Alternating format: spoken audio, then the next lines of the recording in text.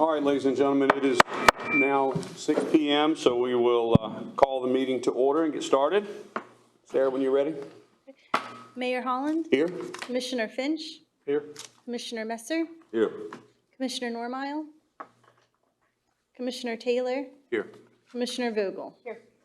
Mayor, I'd like to make a motion to excuse Commissioner Normile. Motion's on the floor. All in favor? Aye. Motion carried. Thank you. At this time, I'd like to invite up a really close friend of mine and Emerald Isle resident, David Woolridge, to lead us in our invocational prayer. David, right up at the podium, there'll be a microphone for you, sir. Forgot to tell you that part when I signed you up. There's a switch on the bottom if it's not on. Let us pray. Dear Heavenly Father, thank you for another beautiful and safe day here in Emerald Isle. Lord, I ask that you would just bless everyone that can hear my voice. Just put grace and peace in their heart and have the faith that all things done through you, God, will strengthen them. God, I pray that you would watch over all our first responders and our military. Lord, I pray that you would give the mayor and commissioners the strength and the wisdom to do their jobs to the highest of standards. Lord, I pray for our nation and its leaders. Give them the guidance to watch over us all. Lord, I pray that the Holy Spirit would fill this room tonight, and as your people let their voices be heard, that they would be filled with kindness and grace, and have the faith to know that you control all things. I pray all these things in the name of the Father, the Son, and the Holy Spirit, and all God's people said, Amen. Amen. David, thank you for being here, bud. You don't know how much I appreciate it. Thank you, sir. If everyone will stand, face the flag with me for the Pledge of Allegiance. I pledge allegiance to the flag of the United States of America and to the republic for which it stands, one nation, under God, indivisible, with liberty and justice for all.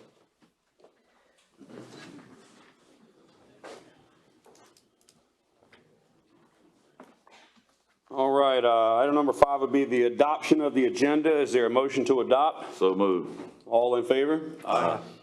Motion is carried. Next up, we have a couple of proclamations and public announcements. I have a proclamation in front of me. I'd like to read it. Do we have anyone from Red Ribbon Week in attendance with us? Oh, perfect.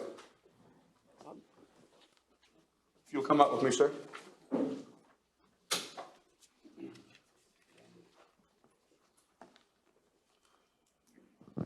What's your name, sir? Drake Gooch. Thank you, sir, for being here. Thank you, Drake, and thank you, everyone involved with Red Ribbon Week. This is a Town of Emerald Isle proclamation for Red Ribbon Week. Whereas the communities across America have been plagued by the numerous problems associated with illicit drug use and those that traffic in them, and whereas there is hope in winning the war on drugs, and that hope lies in education, drug demand reduction, coupled with hard work and determination of organizations such as the Young Marines of the Marine Corps League to foster a healthy, drug-free lifestyle, and whereas governments and community leaders know that citizen support is one of the most effective tools in the effort to reduce the use of illicit drugs in our communities. And whereas the red ribbon has been chosen as a symbol commemorating the work of Enrique Kiki Camarena, a Drug Enforcement Administration agent who was murdered in the line of duty, and represents the belief that one person can make a difference. And whereas the Red Ribbon Campaign was established by Congress in 1988 to encourage a drug-free lifestyle and involvement in drug prevention and reduction efforts. And whereas October 23rd through the 31st has been designated National Red Ribbon Week, which encourages Americans to wear a red ribbon to show their support for a drug-free environment. Now, therefore, I, Jason Holland, Mayor, do hereby proclaim October 23rd through the 31st as Red Ribbon Week in Emerald Isle, and urge all citizens to join me in this special observance. Proclaim this 10th day of October 2023, Jason Holland, Mayor. Mr. Gooch, thank you for everything you do, sir.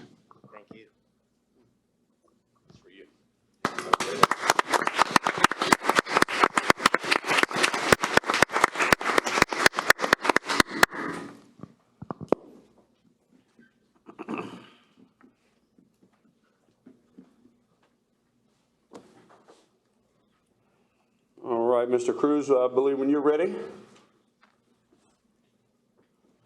We have also Fire Prevention Week. We also have a proclamation for Fire Prevention Week that is proclaimed to be October 8th through the 14th, 2023.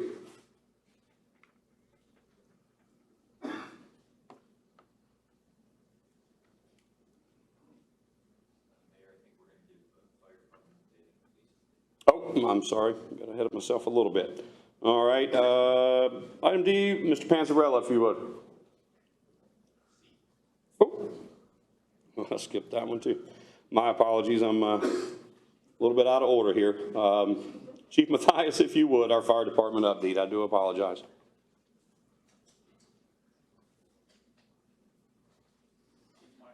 Here and have this presentation. He is included in this PowerPoint. I just made him aware of that. So, but thank y'all for coming out tonight. Commissioners, thank you for having me up here tonight. Going to give a brief update. We got Fire EMS and Ocean Rescue as it relates to April 1st through September 30th. Some of these stats on Ocean Rescue are still being counted. So those stats are still racking up for us. So again, April 1st through September 30th is our peak season. Includes our shoulder seasons, goes into June, July, and August. And as I'll run through some of these statistics that we gather, I'll add in, there is some additional calls in there. But this is a message that's on our lifeguard board inside Station 1. This is George Ricks. There is another part down below, and I hope it's true. He said he will be back. But he left this on his last day, which was September 30th. He said 100% alive rate. Knock on wood. Hope we continue with that. Like I said, we still have some days in this month. But that's really, really good for us. We have 12 miles of beach, and that's a different beast out there, so to speak. Emergency medical incidents. For that time period, we have 532 incidents. Want to highlight, we currently have 11 North Carolina EMS certified paramedics on staff. We rewind this 18 months to 24 months ago, we had 2 covering our entire district. We have 3 of those personnel, in addition to those 11, are currently undertaking their paramedic study. And then we have 1 enrolled in an advanced EMT study, which does help us out in advanced life support. So wanted to highlight, we have a 6 and 28 second response time. So that's time of dispatch to the call type. With that being said, we're transporting not only to Carteret General, we're transporting to Carolina East, depending on the call type, Camp Lejeune, and Onslow Memorial. We have 41 minutes before an ambulance rotates back into our district. That's what that stat there is. So that's pretty good, comparatively speaking. We do have a few calls that go to Carolina East up to New Bern, and that's about a one-way direction, 45 minutes to get to Carolina East. Busiest day through that peak season was a Saturday. Shocking, I know. But what surprised me was the Mondays and Tuesdays there. We rewind these stats 18 to 24 months, and Monday, Tuesday, Wednesday were our least busiest time. So we're seeing some of those weekdays kind of bumping up. In addition, anybody who's not aware of, if you are an Emerald Isle resident, we have an EMS subscription. Currently to date, this is a 2023, July 1st stat. We have 408 subscriptions. This subscription service is $50. Additional family members can be added for a small charge. But basically, if an Emerald Isle ambulance comes to you, that ambulance bill is wrote off underneath this subscription service. So for more information, either stop by Firehouse 1 or Fire Station 1, Fire Station 2, or see the Town of Emerald Isle's website. We do have 24 medically fragile on the list. So when it comes down to that, when we have a hurricane or any type of natural disaster, we call these 24 people, see what their needs are, see if they have plans in place, see where they need to go, so we're prepared for them so we can help them and get the assistance needed prior to those disasters arriving to us. And then 911 signs are those green reflective signs. We've completed 17 of those in the actual calendar year of 2023. And again, all that information, the EMS subscription and 911 signs can be found underneath the fire department's department page on the town website under events and the medically fragile list to sign up for that. If you go to our hurricane page on the town's website, that medically fragile list sign up is on that. Fire incidents, we've had 16 of those in this time period. with a property loss of $54,000. And then we currently have 22 certified firefighter driver operators with four additional personnel conducting their firefighter classes currently. That average response time, we like to see it, is 5 minutes to get to these incidents. This stat here, 771, does include some EMS calls where we've had some echo level, a little bit more manpower is needed. So it's hard to pull that stat out to get a more refined number. And then something that we've tried to do more so within the department is a little bit more fire EMS and rescue training. So in this time period from April 1st to September 30th, we've accounted for more than 3,000 hours of training. Lo and behold, you heard the mayor. We're in the week of fire prevention. Cooking safety starts with you currently. We've got efforts going on through all of our kindergarten classes throughout the Carteret County and even some from Onslow County. We've reached out to churches. We have some pre-kindergarten classes coming into us. But we're currently expected to see over 600 children come through our firehouse. Here on Emerald Isle, we give them an educational briefing. They get to see the trucks. They get to see Sparky. This Sparky here that you see is the new one. We've had it awarded thanks to Captain Gilgo's efforts, 100% free of charge. He was able to obtain the grant. We were able to purchase this. It's been a hit so far. So we look forward to the children coming in the month of October.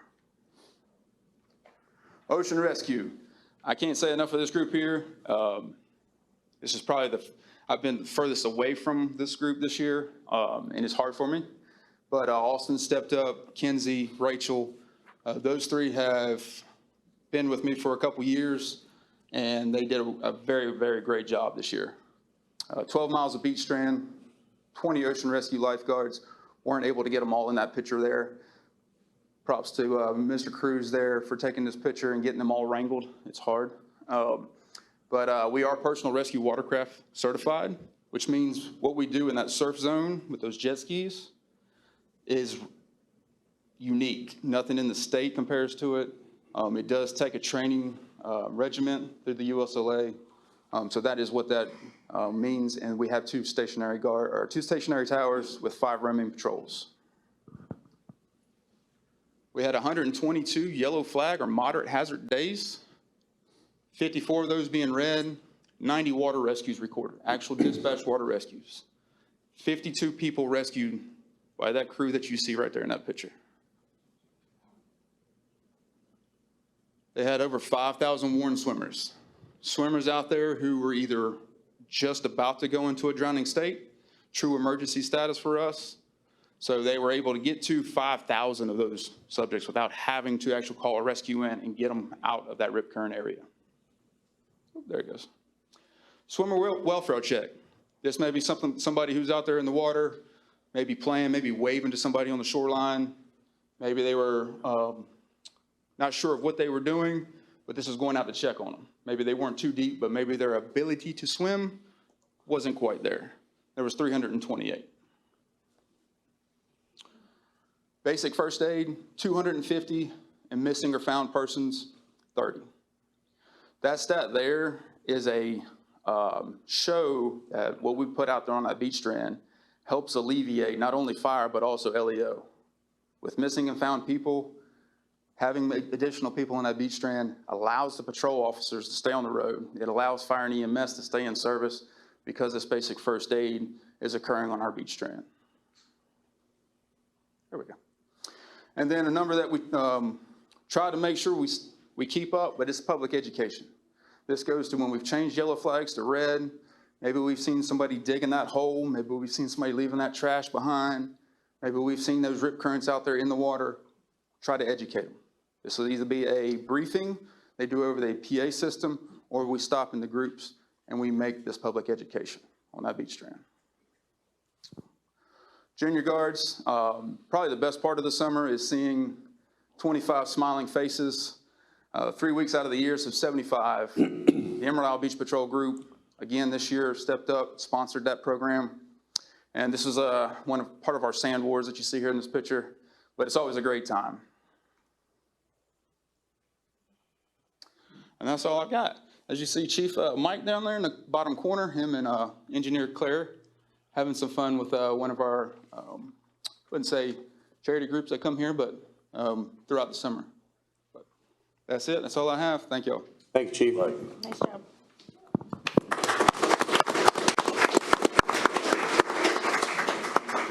Now we'll proceed to 6D with Chief of Police, Mike Panzarella.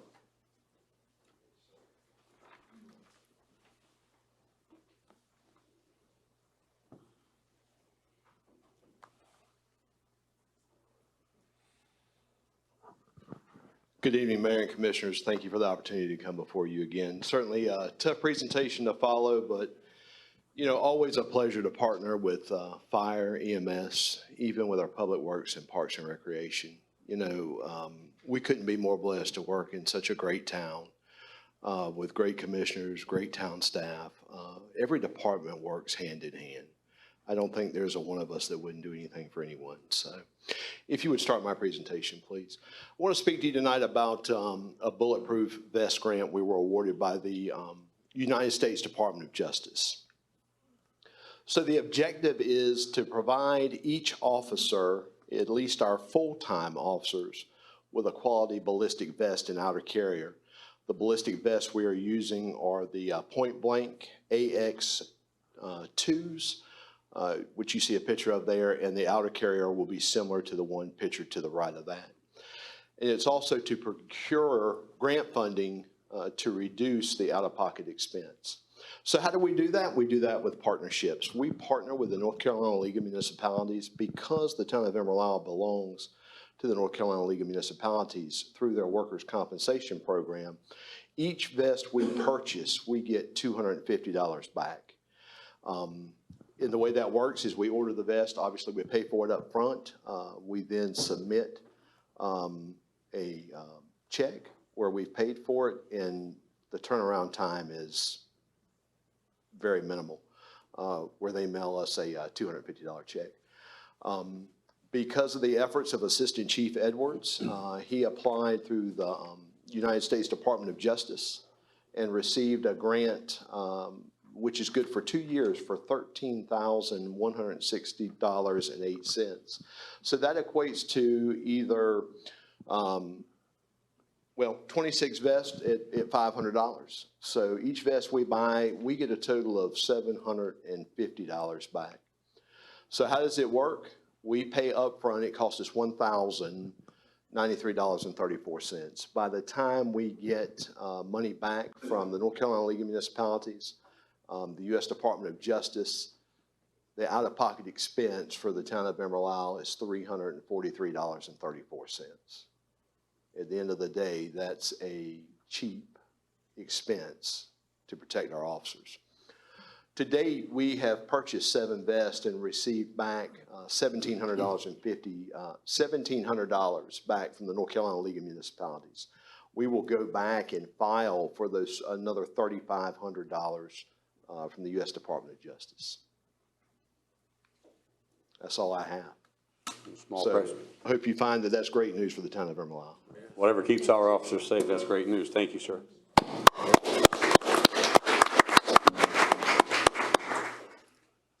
All right, 6E, we have some video announcements.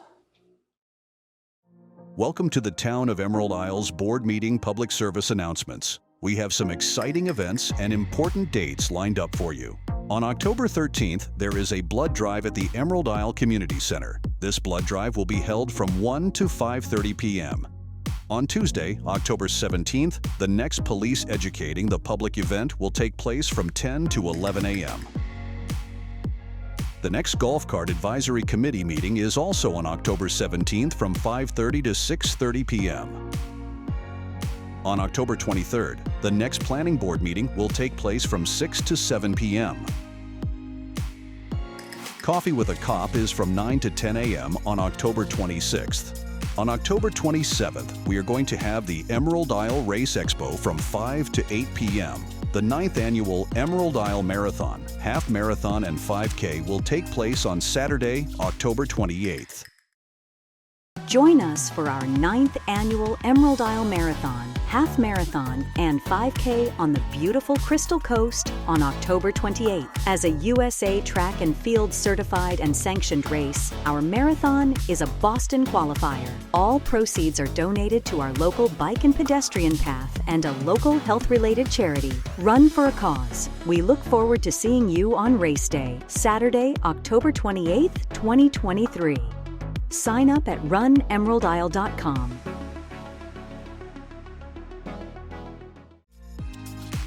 Registration is open for the Christmas Parade. Mark your calendars for the 2023 Emerald Isle Christmas Parade, which will be held at 2 p.m. on Saturday, November 25th. Tuesday, November 7 is Election Day. Make sure you come out to the community center and cast your vote. And the next Neighborhood Watch meeting is November 7 from 4 to 5 p.m. The Administrative and Community Center will be closed on November 10th in observance of Veterans Day. The Emerald Isle Car Show is happening on November 11th from 10 a.m. to 2 p.m. at the Western Ocean Regional Access. The second annual Emerald Isle Car Show is happening on Saturday, November 11th. This car show will be held from 10 a.m. to 2 p.m. at the Western Ocean Regional Access. This family-friendly event will help raise funds for the Emerald Isle Police Department's Shop with a Cop initiative this holiday season. If you are interested in sponsoring this event, contact David Beer at the EIPD. Don't miss the second annual Emerald Isle Car Show, happening on Saturday, November 11th.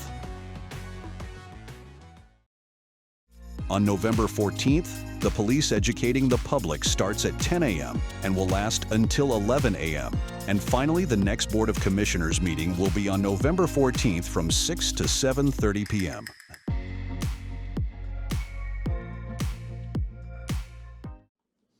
All right. Thank you, Mr. Cruz, for that. Item number 7 would be the consent agenda. Is there a motion to adopt the consent agenda? So moved. All in favor? Aye. Motion is carried. Item number 8 is the UDO Text Amendment, Section 6.3, Stormwater Management, amendment to exclude the requirement for professionally drafted plans outside special flood hazard areas. So I'll invite Planner Nathan Ruzzi here. Our Planner Nathan Rue with an update for that. Oh, yep, there it is. Got your name on it, man.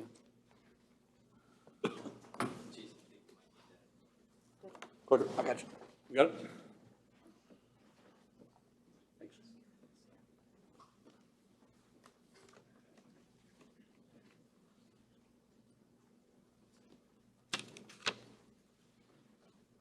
Mr. Mayor and Commissioners, this was the follow-up from the meeting last month where you considered the amendment to the stormwater regulations that was proposed, that was brought to you from the Planning Board, where they unanimously recommended approval for amending the portion of our ordinance that took the requirement for professional engineering design plans from the requirements for small residential projects if they were not located within the special flood hazard areas.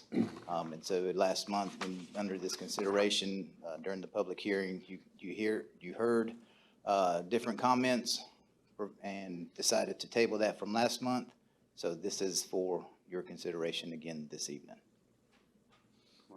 I'll open it up to the board for discussion. Does anyone have any questions for Mr. Rue while he's here or up there?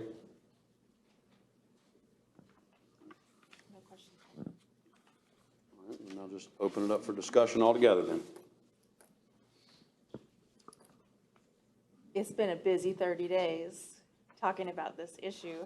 I know it has for a lot of us sitting up here, and I appreciate a lot of the time that's been spent on making sure that we make the right decision here. I made the motion last month to defer it because I felt like I didn't have enough data or information to make the right decision and make a responsible one, because it's a complicated issue.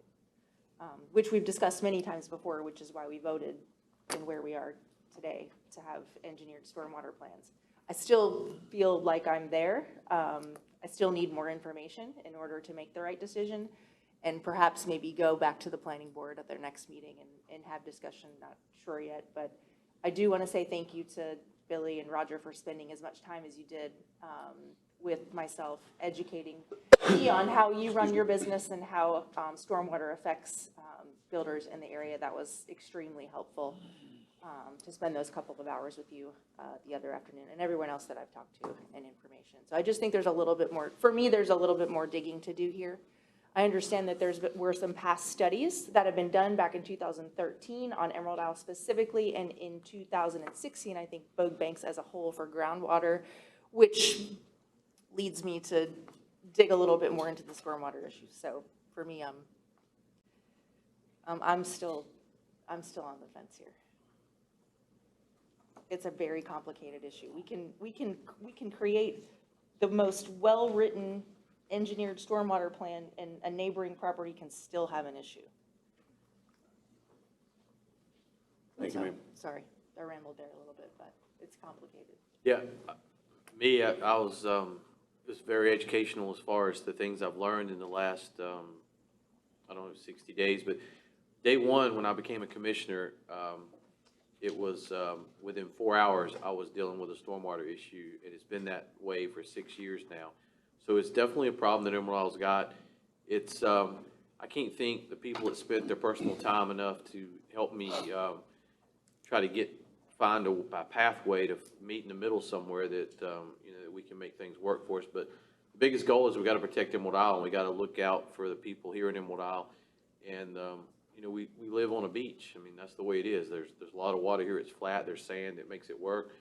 And there's like Jamie's talked about up here, that it's very complicated. It's not as simple as a yes or a no or anything like that. And I can't thank Billy and his friends and his team and the other and the way that they drove around and spent time with us. And it's a lot to think about. It's a lot to think about.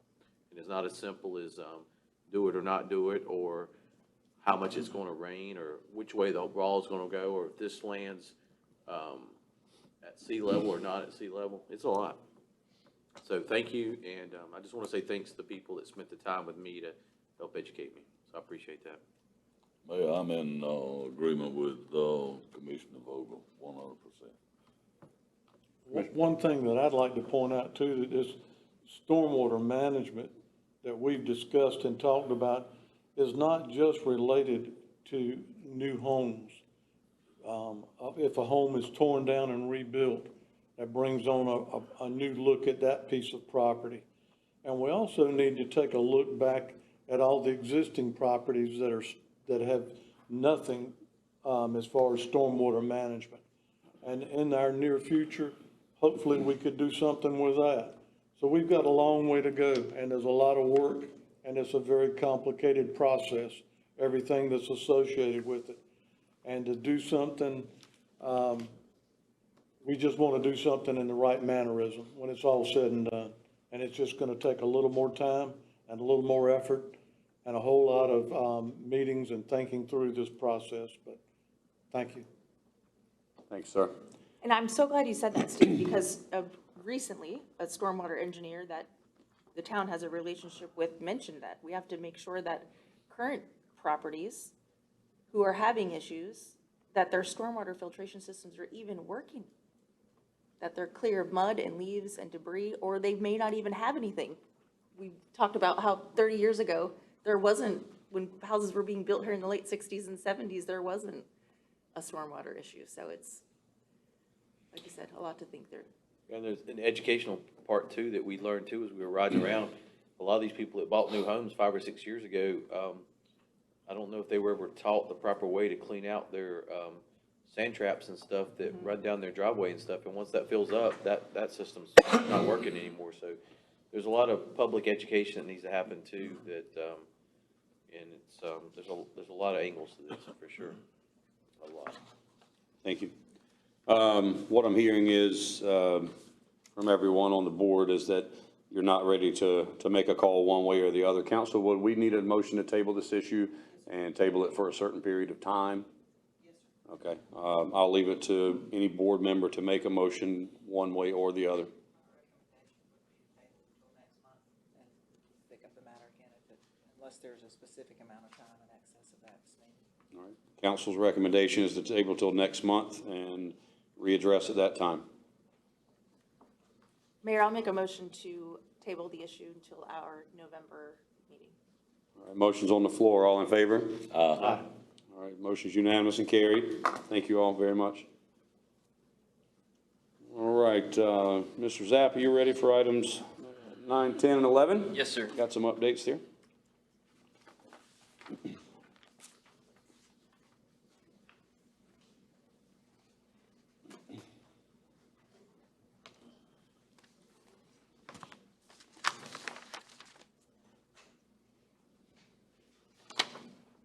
Much. Thank you, Mayor.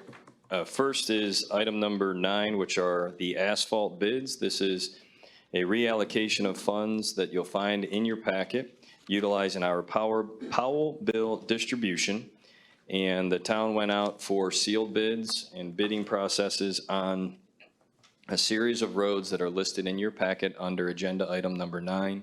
Those roads would include Ring Street, Old Ferry, Mullane, Connie, 23rd, 17th, and 2nd Street. The lowest and best bidder in this process, coming in at slightly higher than $146,463, is the Thomas Simpson Construction Company. And our recommendation for you this evening is for the board to consider authorization for staff to enter into a contract with Thomas Simpson to execute this paving. And we would like the community to know that Thomas Simpson is also the winner of 2 of our recent culvert project bids, which would include the culvert replacements at Cedar Street and at Bogue Inlet. And there's a tremendous amount of paving that will be completed as part of those 2 projects. And so the anticipation of the culvert replacements on Cedar and Bogue Inlet would begin immediately following the marathon at or near the 1st of November. And that may take up to 60 total days to do all the culvert work as well as asphalt work, and during that period, they would be leveraging their asphalt team between November 1 and December 31 to also complete everything you'll find on item number 9.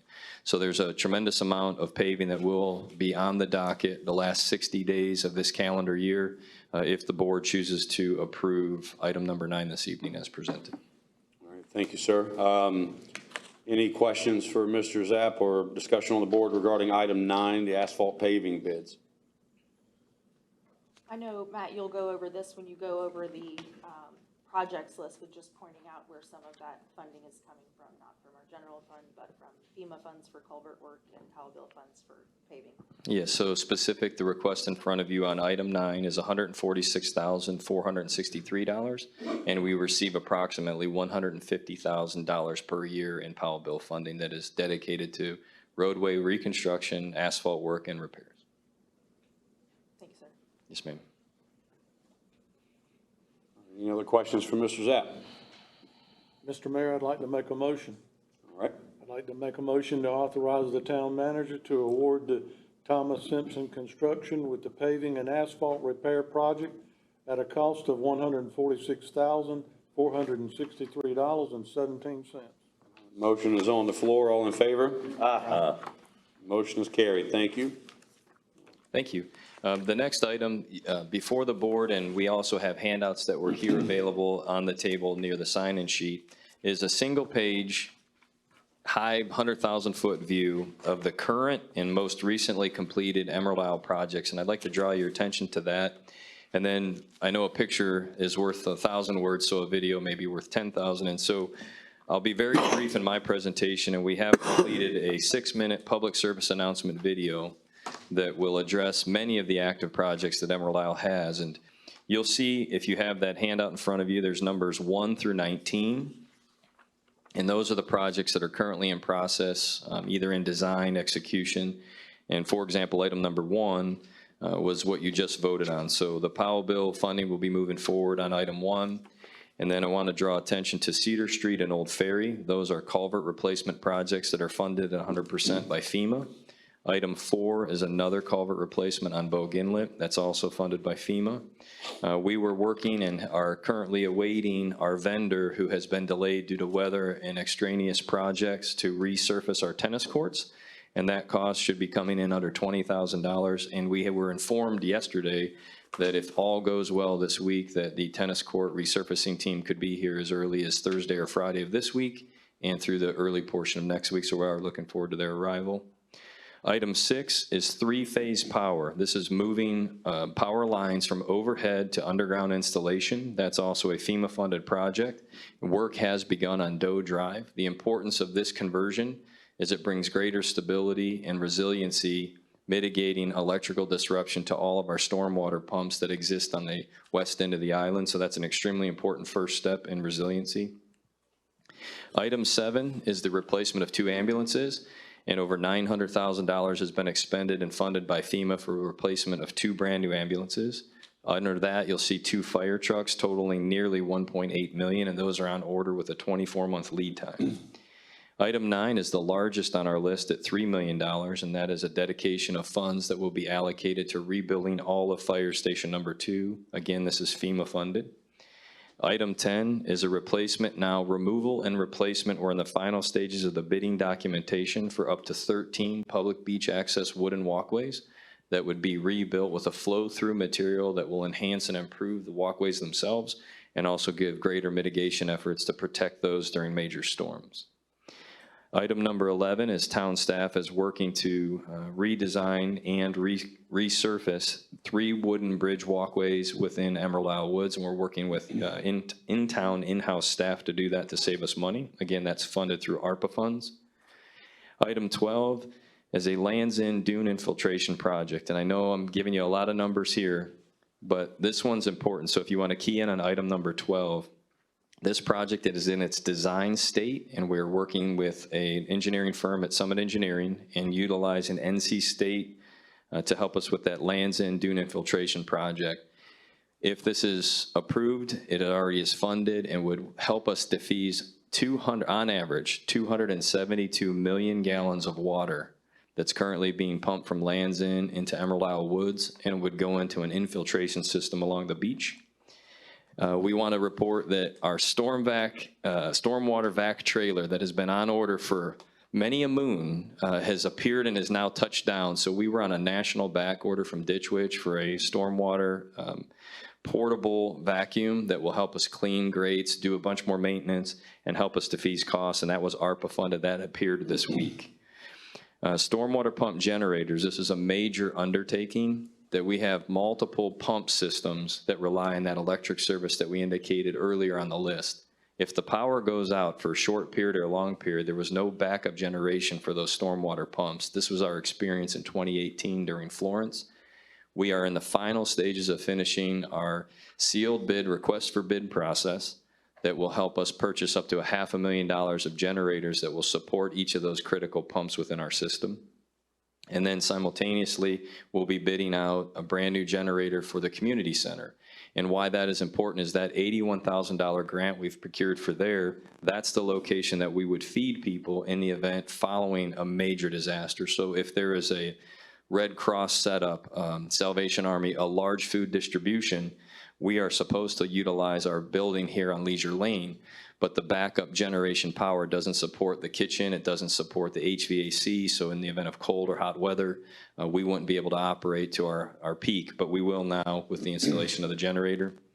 Item 16, we've applied for, and we're in the final throes of determining if we'll receive up to $2.6 million through hazard mitigation funds through the state to do a major stormwater improvement project, which would begin at or near the Western Regional Access and carry all the way across the beach strand over to Pebble Beach and into Ocean Drive.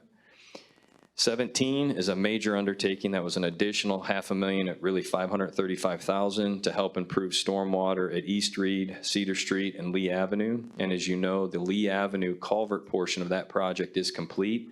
We're now focusing on East Reed and Cedar Street for mitigation efforts, funding, and contractors to complete those repairs.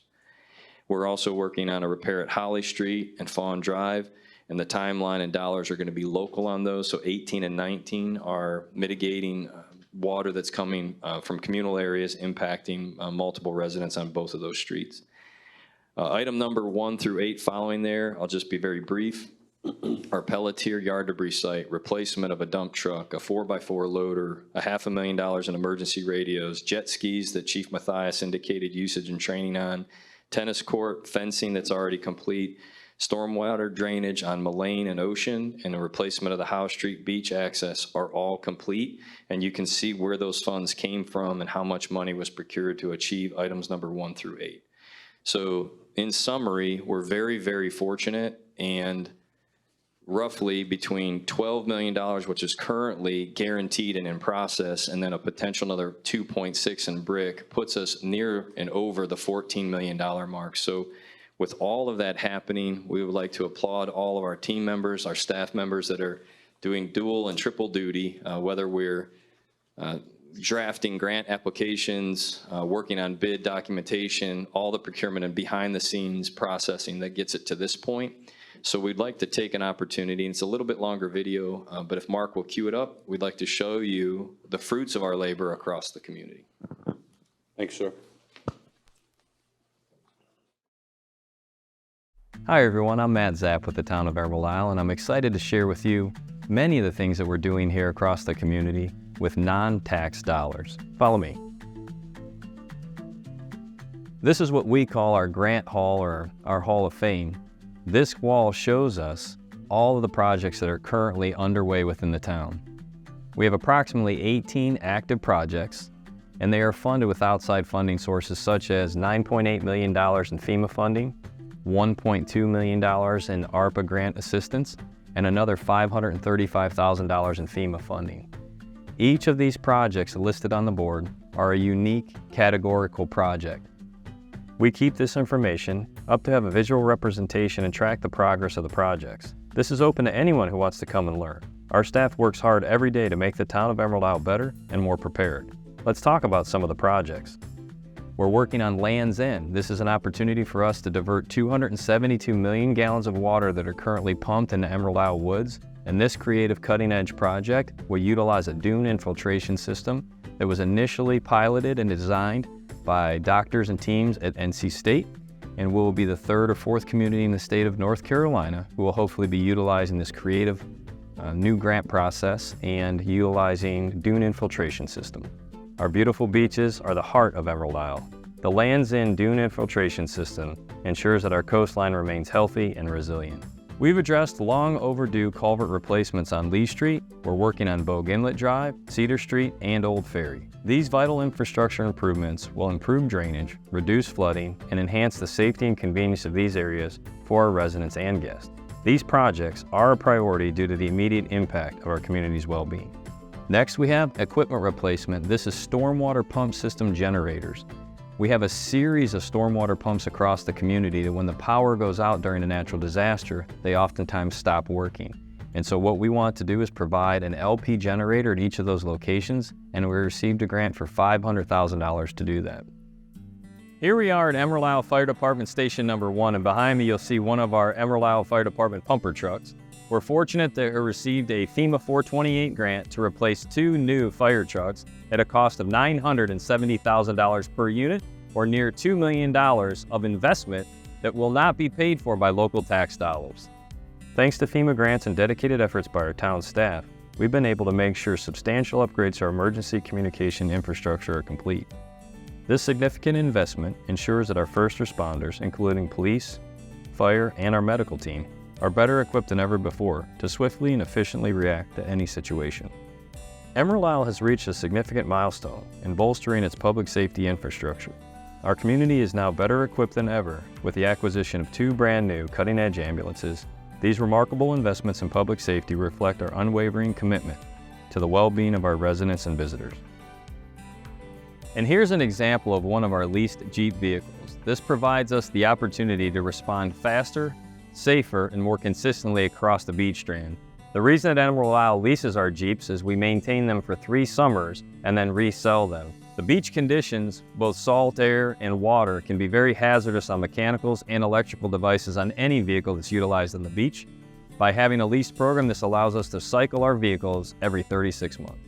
The Emerald Isle Public Works and Parks and Recreation's maintenance departments now have a brand new dump truck that was purchased with FEMA 428 funds. This F450 4-wheel drive truck will help us clear beaches, roads, and other areas immediately following a natural disaster. And to assist them, we also were able to purchase a brand new $40,000 front-end loader that is 4-wheel drive.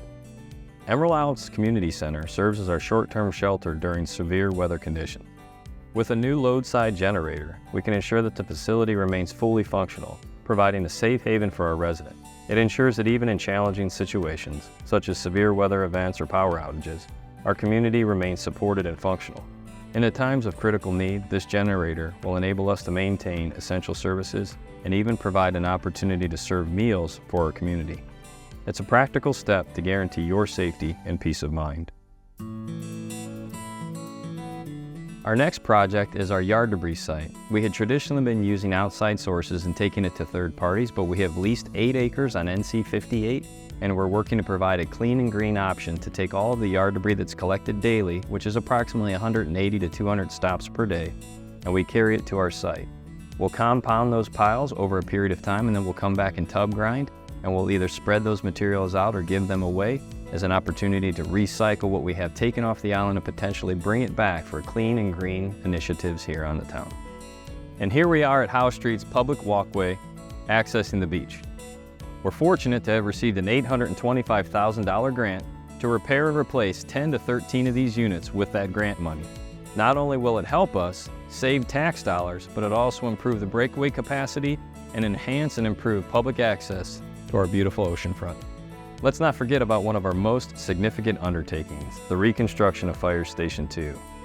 This building is scheduled to receive a complete rehabilitation, courtesy of a $3 million grant from Federal Emergency Management Association. This project is crucial for the ongoing efforts to ensure efficient fire and response times across the community. Emerald Isle is evolving, and as we do, our town expands, and so do the demands of our first responders. To meet these evolving needs, it's essential that we have the best facilities available, and rebuilding Fire Station 2 in its existing footprint isn't about just reconstructing a new building. It's about investing in the safety and well-being of the east end of town. All of these projects are possible thanks to the hard work and dedication of our town board and staff. These improvements directly benefit the citizens and visitors of Emerald Isle and our businesses alike, enhancing safety, quality of life, and the beauty of the island. Thank you for your continued support and trust in our efforts. Emerald Isle is a town on the rise, and we look forward to an even brighter future ahead. If you have any questions or like to know more about these projects, please do not hesitate to reach out. We're here for you.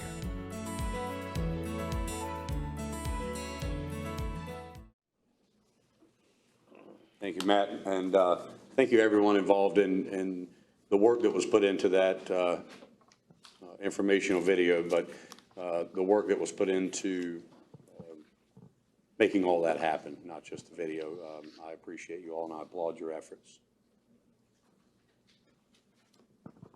That'll do it on all of our items under item number 10. And if the board is okay, we can go to the next presentation, which is pertinent to beautification concept along NC 58 or Emerald Drive. Yes, sir. Thank you. And Mark will bring up a PowerPoint that we have. So in front of each commissioner, you should have the PowerPoint. It's a stapled version with just a couple of quick slides. But you also have a memo that was provided to you, and we've provided it to you again in hard copy tonight. This memo was dated February 1st. The staff was, excuse me, during the 2023 Board of Commissioners Planning Retreat, which occurred in January on the 4th and 5th, staff was asked to research, develop, and put together information pertaining to beautification, increased enhancements of the already gorgeous portion of NC 58 that we have. So just out of sheer numbers, want to point out to you that there are currently 97 flower beds that are being maintained by Parks and Recreation when you come onto the island all the way through where we are today, physically positioned at the 7,000 block. What we have done is we pulled all the data, we provided it to the board in early February. There's really multiple choices here that can be done. The board asked us to look into tulips, they asked us to look into daffodils, and we also have a donations option that we were working with local contractors on. So option number one is planting the right-of-way beds from Coast Guard Road basically straight up to and including the Welcome Center, and that would require approximately 5,200 bulbs to improve that zone. Option two that you'll see is planting the right-of-way beds from Coast Guard Road's intersection all the way here to the police station at the 7,500 block, and that would require approximately 6,700 bulbs. Regardless if we utilize tulips or daffodils, you'll see that the price points are very similar, At 5,200 bulbs, the lowest and best bidders, and we went through multiple locations, including purchasing local at Lowe's, the Carolina Home and Garden Center, and Grants Creek Nursery. The lowest and best price is fluttering market numbers around $3,200 for 5,200 bulbs and around $4,100 for 6,700 bulbs. But there was a variance from that low $3,000 mark all the way up to nearly $8,000 for the same amount of materials. In addition to that, we have worked with local contractors, and we're specifically engaged with Chad McAvery to discuss if contractors would like to engage this project as they have in the past, adopting the flower beds and working to provide both contract labor and donated materials to help with that beautification along NC 58 at zero cost to the local budget. So right now, we want to share with you these details and then move forward with this conversation. I can try to answer anything that you have. I think Ms. Dooley's also here. She can help answer on behalf of the parks system. But the general details are they maintain those 97 beds. The annual cost would vary between the low $3,000 to the low $4,000 mark if you're looking at it. And then staff is just looking for direction from the board. What's pertinent about our timing this time of year is this is when we would want to be placing and moving forward with those plantings for improvements that would be noticeable in the spring of 2024. Thank you, Matt. Yes, sir. Any questions for Matt from the board? Or I'll just open it up for discussion. I think this is a great, we've talked about this a couple of years personally myself, and then brought it up with the board several times, and taken a long time just to kind of get to this point, but it's a great opportunity for us to kind of put some color back on Emerald Isle, make it pretty. It's the main road that we drive down each day. It's just right now there's pine needles there and there's some native plants in it, but to bring that color out, I'm all about the plants, and I think it's a great way just to kind of showcase our island a little bit more. It does have a little bit of financial cost to it, but in the long run this spring, I guarantee you're going to enjoy it when you ride down through there and see how it looks and stuff. So I'm in full support of option 2, but I'd love to hear what my other board members say and what they think about this. Mark, we talked about this about 8 years ago. Yeah. That we wanted people that came over that bridge and came onto the island to think that they were in Disney World because of the beautification and the things that we've done. When we have come a long way. And I agree that this planting of the bulbs and this beautification would just make it a little bit nicer. And I've said it time and time again, first impressions are lasting impressions of this island. And it's a beautiful place, and I think it would surely enhance it. Thanks, sir. Matt, what's the total cost?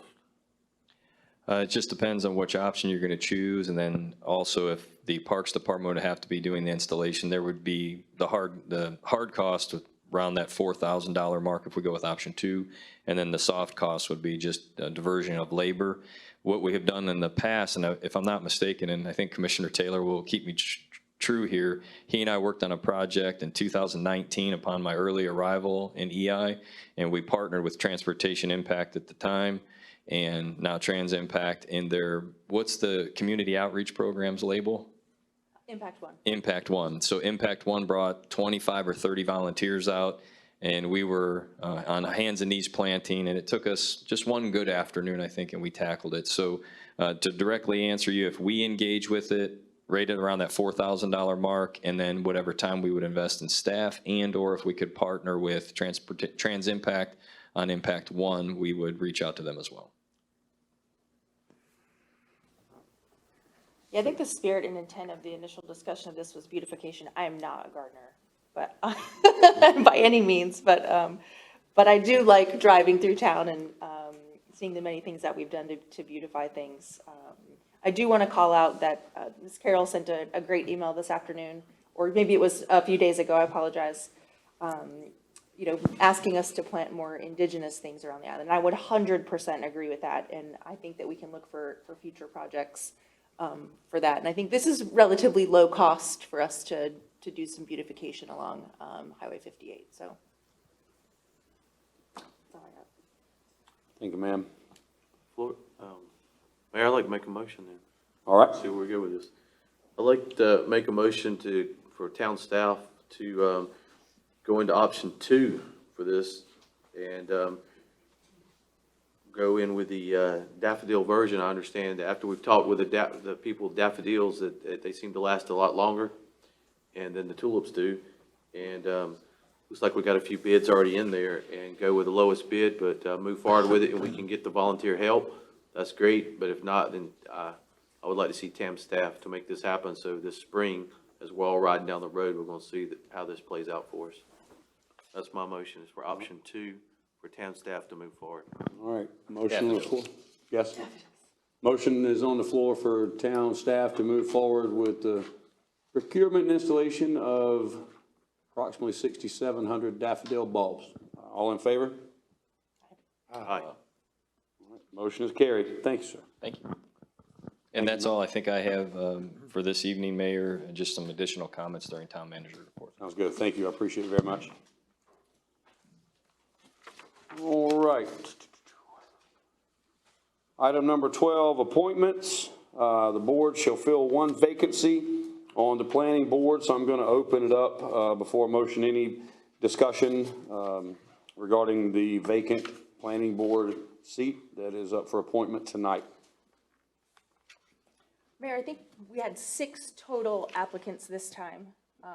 All great applicants that came through. I poured over more than once the applications that came through. And I think for me, a couple of the things that I look for when appointing folks to the planning board is carryover experience. We definitely have that with Ken. We've got construction experience, engineering experience. We've got planning board members who are a part of putting together the land use plan. We've got design and aesthetics experience. And then we have great experience with Ty from the water company. So I started to think about, well, what else do we need? And one of the things that maybe is not present on the current planning board is East Island representation, because our island is not all created equally. We get a lot of play down here with stormwater, but there are also needs and issues that we may not hear about from the east end of the island when it comes to planning and development. So there is one particular applicant that lives in that area. Her name is Andrea Beasley. She's applied a couple of times. And so I've been kind of rolling, her name around as we go through the applicants, so. Okay, thank you.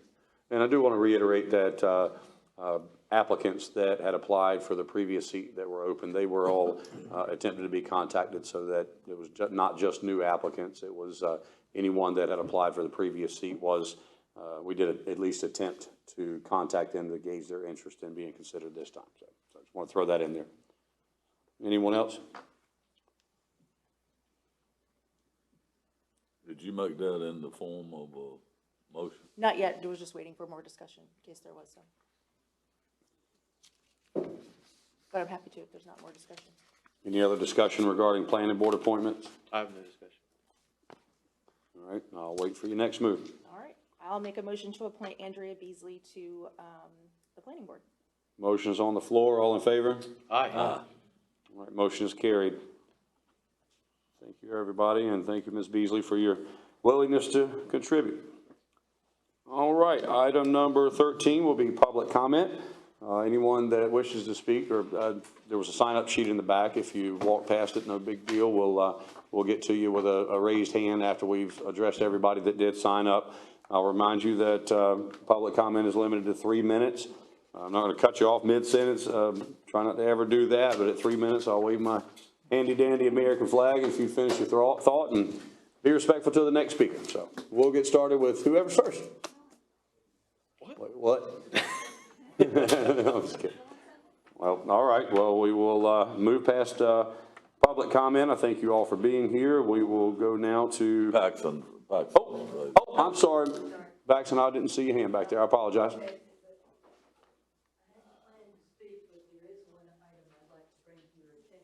Floor is yours. Before you start, sir, if you would, the mic just so people at home can hear.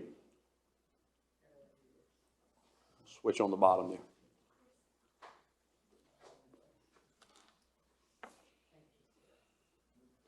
So, in building the #1 fire station, there has been an occasion brought to our attention that the deed that several of us made to the town of Emerald Isle years ago. I'm talking back in the 80s. And then another deed given to the Carteret Craven Electric Membership Co-op might not join. And there might be 50 feet more available to the town of Emerald Isle. So just wanted to bring that to your attention. I've been number 2, excuse me, no, fire station number 2 down in block 14. So it could be that you'd have 50 feet more, but the EMC has been waiting for the survey to be completed. And, you know, it could be nice to have 50 more feet instead of having to build in the same footprint, that's all. Thank you very much for the heads up. You got Billy all excited back there. All right, anyone else? All right, we'll move to item 14. Any comments from the town clerk? Town attorney? Mr. Zapp? Yes, sir. All we wanted to do was, we have some clarification. We did a 2-minute video on our fleet program. We'd like to just share that with the board tonight. We're going to release this as well, public service announcements this week. All right, when ready. Hi everyone, I'm Matt Zapp, Town Manager for Emerald Isle, and I wanted to take a quick minute and talk to our public about the importance of our fleet vehicle program. Emerald Isle is a cutting-edge community, blending both leasing, purchasing, and long-term maintenance, and we have used outside source funding to help us enhance and improve all of our vehicles across the town's inventory. We have approximately 63 vehicles that we own, lease, and maintain, and out of those vehicles, 35 of the 63 are currently leased. Our employees rely on a fleet of vehicles to provide essential services to our residents and visitors, from maintaining our parks to ensuring public safety and so much more. These vehicles play a crucial role in our daily operations. However, owning and maintaining a fleet of vehicles can be quite expensive. There are costs like fuel, maintenance, and depreciation. So we thought, why not explore a better way? That's when we decided to implement a partial vehicle lease program. Instead of owning 100% of our cars, we lease approximately 35 of the 63 units. This innovative approach was a game changer for the town of Emerald Isle. So let's break down our commercial lease program. The way it works for us is we purchase vehicles at or below state pricing, and then we're able to use those vehicles over a period of time, usually around 36 months. That helps us save money and keep maintenance to near zero. By updating our fleet, we not only made it more comfortable for our employees while they're working critical safety and emergency measures, but we've also saved money on fuel, resources, brakes, and tires throughout the year. And speaking of staff, they are our greatest asset. And by having them in the safest and newest vehicles, we're able to provide them with the best and safest working environment to help and serve the residents, friends, and guests of Emerald Isle. Now, some of you may be wondering about the leasing process. It's simple.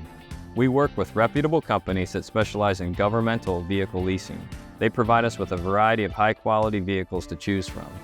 Yard debris trucks, pickups, dump trucks, police cruisers, Tahoes, Jeeps, and more. We carefully select the type and style of vehicle that best suits the needs of each department, and then we lease them for a shorter period of time, usually 36 months, to make sure that they're 100% under warranty. At the heart of it all, our goal is to make Emerald Isle an even better place to live, work, and visit. So whether you're strolling our beautiful beaches, enjoying our parks, or living in the stunning town, know that we're working hard to make sure you have a town that's both efficient and environmentally responsible. Thank you for your support and being a part of this wonderful and beautiful community in Emerald Isle.